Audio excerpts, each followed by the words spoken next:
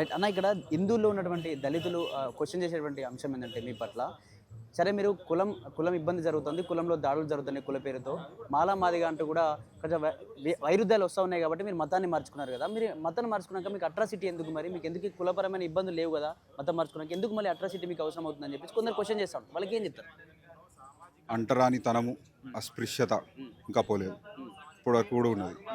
Yes, కుండ బగలగొట్టి చెప్తున్నా, క్రైస్తవ్యంలో కూడా దురదృష్టపూర్వకంగా మేము చూస్తూ ఉన్నాము. ఆధిపత్య కులాలకు, నేను కులంను అంటలేను, కొంతమంది వ్యక్తుల వల్ల ఒక హైరార్కియల్ చర్చెస్ కనబడుతున్నాయి. మేము ఒకటే అంటున్నామన్నా, మేము తకాయించిపోయినామన్నా. మా తాతలు ఈ అస్పృశ్యతకి అంటరానితనానికి గురి అయి వాళ్ళు బాధపడ్డారు. అప్పుడు వేరే మతంలో ఉండే, ఇప్పుడు ఇంకొక మతానికి వచ్చినాం. ఇది మతపరమైన ఇష్యూ కాదని మేము అన్నా, ఇది ఒక వ్యవస్థపరమైన ఇష్యూ ఏమో. This is against the caste system. Caste system is taking new forms regardless of its religion. కుల వ్యవస్థ అంటే ఈ అంటరానితనం ఏదైతే ఉందో, అంటరానితనం సెక్యులర్గా వ్యవహరిస్తుంది. అంటే దానికి మతంతో సంబంధం లేదు. ప్రతి మతంలో అది సీప్ అయ్యి నువ్వు ఎక్కువ నేను తక్కువ అనే ఒక ఆధిపత్య అనగదొక్కే వ్యవస్థ ఇవాళ దినం క్రైస్తవ్యంలో కూడా ఉన్నది. There is absolutely no doubt. నేను ఏమంటున్నా అన్న, క్రైస్తవ్యంలో ఉన్న అగ్రకులాలు కానీ లేకపోతే ముందున్న మంచిగా ఎకనామిక్గా ముందు ఉన్నటోళ్ళు, they are doing good jobs, they are in good places. But the question is, what about the people from the SC community who for whatever reason వాళ్ళు అనేక కారణాల వల్ల వాళ్ళు క్రైస్తవ్యంలోకి వచ్చిర్రు. ప్రధానంగా సామాజిక గుర్తింపు. మా తాతలు ఇప్పుడు మేము చెప్తున్నాను అన్న, చాలా చాలా డీసెంట్గా చాలా నీట్గా చెప్తున్నాను ఈ విషయము. అందరూ ఒప్పుకోవాల్సిందే. మేము కూడా హిందువులమే అన్న, విన్నామన్నా, మేము కూడా హిందువులమే. మేము కూడా నమ్ముకున్న దైవాన్ని మేము కూడా అమ్మవారి గడప తొక్కి లోపల పోయి ఆరాధించుకున్నామని పోతే మమ్మల్ని కొట్టి పక్కన తరిమి కొట్టిరన్న. ఇది వాస్తవం కాదన్న. ఎప్పుడు క్రిస్టియానిటీ మతం రాకముందు మీరు అందులో అబ్సల్యూట్లీ అన్న, పుట్టుకతోడు ప్రతి ఒక్కడు క్రైస్తవుడు కాదు కదన్న భారతదేశంలో. అట్లీస్ట్ ఎప్పుడో ఏదో some point in history we converted to Christianity for whatever reason that has happened. నేను ఏమంటున్నా అన్న, అప్పుడు కూడా అదే వ్యవస్థ. అది వదిలేసేయే. ఇటీవలే మీరు మీడియా మిత్రులు ఒక 2-3 వీక్స్ లాస్ట్ మంత్ ఒక సంఘటన జరిగింది, దళితులని గుడిలో రానికుండా చేసిర్రు అన్న. నేను ఏమంటున్నా అన్న, శతాబ్దాలు పోయినాయి అన్న, అంటరానితనం పోతలేదు. మేము బాధపడుతున్నాము, ఆకలితో అలమటిస్తున్నాము, మాకు సమాన హక్కులు ఇంకా కూడా రావట్లేదు. ఎస్, క్రైస్తవ్యములకు మేము సమానత్వం కోసం వచ్చినాము, మాకు వచ్చింది సమానత్వం. మమ్మల్ని ఆదరించుకురు, అరే ఎట్లున్నాం అని చెప్పేసి మమ్మల్ని దగ్గర తీసుకున్న వ్యవస్థ కూడా ఉన్నది. అట్లా అని చెప్పేసి క్రైస్తవ్యంలో తప్పే లేదని నేను అంటలేను. కొత్త కొత్త రూపాల్లో అవతరిస్తున్న ఈ అంటరానితనము వల్ల మేము బాధపడుతున్నాం. చలో, నేనైతే పట్నంలో పుట్టి పెరిగిన అన్న, నా చాలా క్లోజ్ మిత్రుడు, నా బెస్ట్ ఫ్రెండ్, మేము చాలా క్లోజు. వాడు ఒక యాదవ్ కులానికి సంబంధించినటువంటి చాలా క్లోజు. బోనాలు పండగ కానీ దేనికన్నా కానీ వాడు పిలిచినప్పుడు నేను పోతా. మా ఇంటికి కూడా క్రిస్మస్కి వస్తాడు. ఎన్నడూ కూడా కన్వర్జన్ అనే ఇష్యూనే రాలేదు. నేను ఒకటి చెప్పదలుచుకున్నా అన్న, యదా యదా హి ధర్మస్య గ్లానిర్భవతి భారత అభ్యుత్థానమ ధర్మస్య తదాత్మానం సృజామ్యహం. కృష్ణవారు చెప్పిన మధురమైన మాట. నేను ఒక క్రైస్తవుని, నేను ఆదరిస్తున్నాను, నేను గుర్తిస్తున్నాను. ధర్మ సంస్థాపన ఒకవేళ జరగాల్సి ఉంటే ఆ కాలంలో ఎందుకు జరగలేని అడుగుతా ఉన్నాను. నేను విజ్ఞప్తి చేస్తున్నా మా హిందూ సోదరులకు. అదేవిధంగా క్రైస్తవ్యంలో ఉన్న ఏదైతే ఆధిపత్య కులాలు ఉన్నటోళ్ళు ఉన్నత వర్గాల వాళ్ళు ఉన్నారో వాళ్ళని కూడా హెచ్చరిస్తున్నారు. ఎవరు మీకు పెత్తనం ఇచ్చిండ్రు? ప్రధాన కాపరి యేసుక్రీస్తు ప్రభుల వారు. వారే ఎవరైతే మనం అంటరాని వాళ్ళు అనుకుంటామో అన్న, అసొంటి వాళ్ళతోటి యేసుక్రీస్తు ప్రభుల వారు కూర్చొని భోజనం చేసిండ్రు. ప్రభుల వారికి ఏ ఇబ్బంది లేనప్పుడు మీరెవరయ్యా వచ్చి హైరార్కీ సంస్థాపించడానికి అని ప్రశ్నిస్తున్నాం. చలో, వాళ్ళది పక్కన పెట్టు, వాళ్ళు ఎంతనా మావోలే. ఈ ఒక కుటుంబంలో కొట్లాటలు అయితేనే ఉంటే that is secondary issue. But ఈడ ప్రాబ్లం ఏంటంటే అన్న, ఒక దళితునికి సమాజంలో ఎదుగుదల చెంది వాడు ఒక స్టేటస్కి రావాలంటే it takes a lot of time.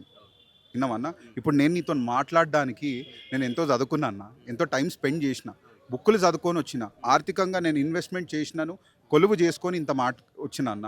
అందరికి అట్లా సాధ్యమా అన్న? కాదు కదన్నా. ఊర్లల్లో ఇప్పుడు ఈ కేసు తెరపైకి ఎట్లొచ్చింది అనుకుంటున్నావు? ఒక పాస్టర్ మీద దాడి చేస్తే ఆ పాస్టరు కేసు వేసిన తర్వాత హైకోర్టు విని ఆ తరుణంలో కేసు వచ్చింది. విన్నావా అన్న? మేమేమంటున్నాము, ఒకవేళ మమ్మలను ఎవరు ముట్టడి చేయరు, ఎవరు కట్టడి చేయరు, ఎవరు కొట్టరు అనొక బలము మాకు రాజ్యాంగము బద్ధంగా, మేము రాజ్యాంగం బయట నుండి నడుపుతలేము, రాజ్యాంగం బద్ధంగా మా సెక్యూరిటీ మాకు ఇచ్చినామనుకో మేము ముందుకు రావద్దన్న. మేము చట్టసభల మొన్న ఇచ్చిన తీర్పులో కూడా కోర్టు కూడా రాజ్యాంగబద్ధంగానే తీర్పిస్తున్నాం, అయితే దళిత క్రిస్టియన్స్కి అట్రాసిటీ వర్తించని చెప్పి కోర్టే చెప్పింది కదా. మరి అంటే ఇక్కడ అంటే కోర్టు అనేది ఏ మతానికో కులానికో సంబంధం ఉండదు, అందరినీ సమానంగా చూస్తుంది. మరి ఎందుకు ఈ విధంగా మీరు ఆ నమ్మట్లేదా? కోర్టులో జ్యుడిషియరీ వ్యవస్థ నమ్మట్లేదా? ఎందుకు మరి? There is a concept of demographic dividend. అంటే the constitution of how many Hindus are there, how many Muslims are there, ఇతర కులాలు ఇతర ఇది అన్న. ఇప్పుడు ఒక సందేహం ఏంది వ్యక్తపరిచారంటే, ఒకవేళ ఈ స్టేటస్ వల్ల, ఒకవేళ if it leads to over encouragement of conversion, ఒకవేళ మాస్ కన్వర్జన్ అయిందనుకో భారతదేశ ఏదేమంటారు సామాజిక స్వరూపము మారిపోతుంది. దానికి నేను కూడా వ్యతిరేకం. అవసరం లేదు, కన్వర్జన్ చేయాల్సిన అవసరం లేదు. మేము హిందూ దేశంలోనే ఉండాలనుకుంటున్నాము. ఎందుకంటే హిందూ ధర్మమే మాకు స్వేచ్ఛ ఇచ్చింది, మత స్వేచ్ఛ కూడా ఇచ్చిన గొప్ప ధర్మం హిందూ ధర్మం అని నేను ఈ సందర్భాన్ని తెలియజేస్తున్నాను. ఎందుకంటే బ్రిటిష్ వాడు ఎట్లా వచ్చిందన్న, మనోలే పలకరించినందుకు, ఆహ్వానించినందుకు. ఇస్లాం ఎట్లొచ్చింది, మనోడే ఆదరించినందుకు కదన్న. 100% హిందూ ధర్మం అంటే గౌరవం. బట్ కొన్ని తప్పులు జరిగినాయన్న చరిత్రలో, దానికి నష్టపరిహారం అవతారంలో మేము ఈ స్టేటస్ అనేది అడుగుతున్నాం.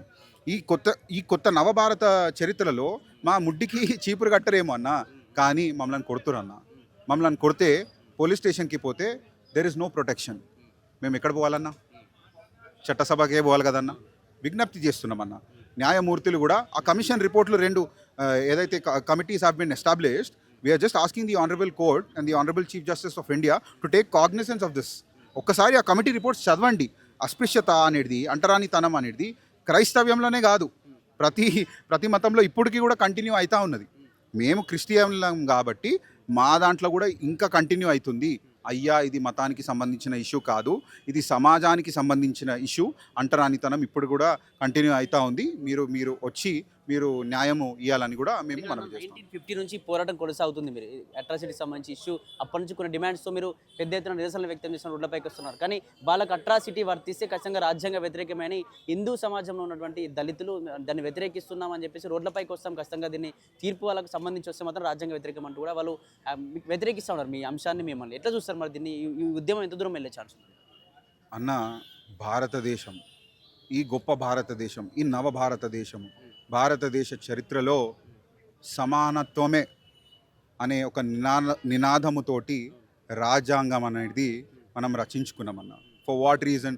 To establish parity, to establish complete equality in society where there is no gap between the have and the have NATS.